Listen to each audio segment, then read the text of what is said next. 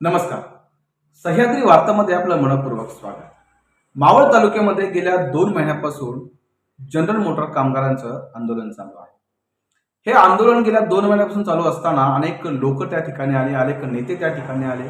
प्रत्येकाने आपापल्या पद्धतीने त्या लोकांना त्यांनी आश्वासनं दिली आणि त्या काय आहे त्या मागण्या आहेत त्या पूर्ण होण्यासाठी प्रत्येकाने आपापल्या आश्वासन दिले आहे.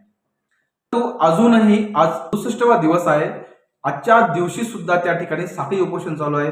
महिला, त्याच्यानंतर काही कामगार जे पुरुष आहेत त्या ठिकाणी आलेले आहेत ते आणि त्यांनी एकंदरीत त्या ठिकाणी खूप साऱ्या प्रमाणात दररोज त्या ठिकाणी भरपूर लोक त्या ठिकाणी येतात, पण मागण्या अजून प्रलंबित आहेत. त्यांनी आंदोलन केलं, तर त्यांनी पाहिलं तर आपण आंदोलन केलं, त्याच्यानंतर रक्ताभिषेक केला. कामगार मंत्री आहेत सुरेश खाडे यांच्या फोटोला त्यांनी रक्ताभिषेक केला. त्याच्यानंतर अशा प्रकारचे त्यानंतर त्यांनी रक्तदान शिबिर घेतलं. अशा प्रकारची त्यांनी अनेक प्रकारची आंदोलन त्या ठिकाणी केली, परंतु त्यांच्या ह्या आंदोलनाला अजिबात अजून यश आले नाही. त्यातच आजपासून हिवाळी अधिवेशन चालू झालेलं आहे. संपूर्ण जे हिवाळी अधिवेशन आहे त्या हिवाळी अधिवेशनामध्ये जे नागपूर या ठिकाणी चालू आहे त्या ठिकाणी त्यांनी 20 ते 25 आमदारांना त्यांनी निवेदन दिलेलं आहे की जेणेकरून त्या आमदार त्यांचा प्रश्न त्या ठिकाणी मांडतील.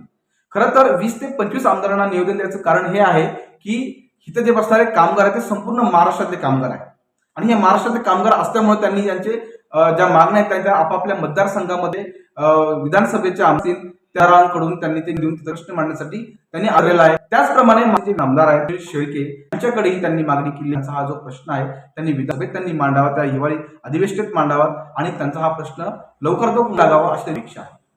त्यांच्या भावना अतिशय तप्त भावना आहेत. त्यांनी त्यांच्यासोबत ज्या महिला आहेत त्या महिलांच्याही भावना अतिशय संतप्त आहेत. एकंदरीत त्या ठिकाणी जे कामगार आहेत ते 1000च्या वरती त्या ठिकाणी कामगार आहेत.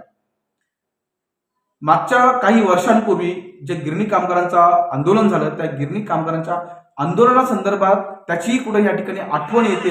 अशा प्रकारची त्या ठिकाणी त्या लोकांच्याही भावना आहेत की ज्याप्रमाणे गिरणी कामगारांचा जो प्रश्न होता तो अशाच पद्धतीने दडपला गेला किंवा अशाच पद्धतीने त्यांचे हाल झाले होते, त्याच पद्धतीने पुन्हा एकदा जनरल मोटर्सच्या कामगारांचं हाल होती की काय, आमचेही त्याच पद्धतीने हाल होतं की काय, अशा प्रकारच्या त्यांच्याही त्या ठिकाणी भावना आलेल्या आहेत. ज्यावेळेस कामगार मंत्री जे सुरेश खाडे यांच्या मतदारसंघामध्ये भीक मागो आंदोलन करण्यासाठी हे कामगार त्या ठिकाणी गेल्यानंतर त्यांनी सुरेश खाडे यांच्या संपर्क कार्यालयासमोर त्यांनी भीक मागो आंदोलन केलं. तिथून त्या मतदारसंघामध्ये संपूर्ण मतदारसंघ फिरले. तिथूनही जे मतदार आहेत त्या मतदाराशी चर्चा केल्यानंतर त्या तिथल्या मतदारांचाही अतिशय संतप्त भावना त्या ठिकाणी आलेल्या आहेत. आणि नक्की एक कशा पद्धतीने हे सगळे मंत्री किंवा हे जे मुख्यमंत्री एकनाथ शिंदे असतील, उपमुख्यमंत्री जे फडणवीस असतील, देवेंद्र फडणवीस असतील किंवा अजितदादा पवार असतील, हे या प्रश्नाकडे कसे पाहतात हे पाहणं जास्त महत्त्वाचं ठरणार आहे. त्याचप्रमाणे ह्या सर्वांनी जर हा प्रश्न मार्गी लावला, आज त्यांनी असा इशारा दिलेला आहे की जर आमचा हा प्रश्न मार्गी नाही लागला तर पुढील येत्या काळामध्ये निवडणुकीमध्ये कशा पद्धतीने ते डील करणार आहेत किंवा कशा पद्धतीने ते हा प्रश्न हाताळणार आहेत किंवा कशा पद्धतीने त्या निवडणुकीवरती हे बहिष्कार करणार आहेत किंवा ते कशा पद्धतीने निवडून येणार नाही याकडे सर्व लोक पाहणार आहेत. त्याच्यामुळे ह्या लोकांकडे ह्या विद्यमान सरकारने नक्की कशा पद्धतीने त्यांनी तो प्रश्न मार्गी लावला पाहिजे ह्याच त्यांच्या मागण्या या ठिकाणी येत आहेत. त्याच्यामुळे ह्या ज्या हिवाळी अधिवेशनामध्ये हा प्रश्न मार्गी लागेल की नाही हे पाहणं जास्त महत्त्वाचं ठरणार आहे. ह्या सगळ्यांच्या भावना आहेत की हा प्रश्न मार्गी लागला पाहिजे, त्यांच्या पूर्ण मागण्या आहेत त्या मार्गी लागल्या पाहिजेत की ज्या आधी जी जनरल मोटर्स आहे आता हुंदाई आलेली, हुंदाईमध्ये त्यांना काम मिळावं किंवा त्यांच्या 2-4 ज्या मागण्या आहेत त्या पूर्ण व्हाव्यात ही त्यांची अपेक्षा आहे. त्यामुळे नक्कीच सरकार ह्याकडे कसं पाहतंय आणि ह्याचा प्रश्न मार्गी लागतो की नाही हे पाहणं जास्त महत्त्वाचं ठरणार आहे.